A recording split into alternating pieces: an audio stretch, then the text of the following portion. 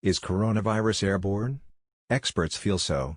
To view the full article, click the first link in the description below. The coronavirus is finding new victims worldwide, in bars and restaurants, offices, markets and casinos, giving rise to frightening clusters of infection that increasingly confirm what many scientists have been saying for months: the virus lingers in the air indoors, infecting those nearby. If airborne transmission is a significant factor in the pandemic, especially in crowded spaces with poor ventilation, the consequences for containment will be significant. Masks may be needed indoors, even in socially distant settings. Healthcare workers may need N95 masks that filter out even the smallest respiratory droplets as they care for coronavirus patients. Ventilation systems in schools, nursing homes, residences and businesses may need to minimize recirculating air and add powerful new filters. Ultraviolet lights may be needed to kill viral particles floating in tiny droplets indoors.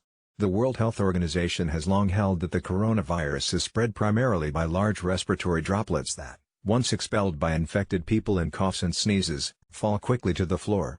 But in an open letter to the WHO, 239 scientists in 32 countries have outlined the evidence showing that smaller particles can infect people and are calling for the agency to revise its recommendations. The researchers plan to publish their letter in a scientific journal. Even in its latest update on the coronavirus, released June 29, the WHO said airborne transmission of the virus is possible only after medical procedures that produce aerosols, or droplets smaller than 5 microns. A micron is equal to 1/1,000,000th of a meter. Proper ventilation and N95 masks are of concern only in those circumstances, according to the WHO. Instead, its infection control guidance, before and during this pandemic, has heavily promoted the importance of handwashing as a primary prevention strategy, even though there is limited evidence for transmission of the virus from surfaces.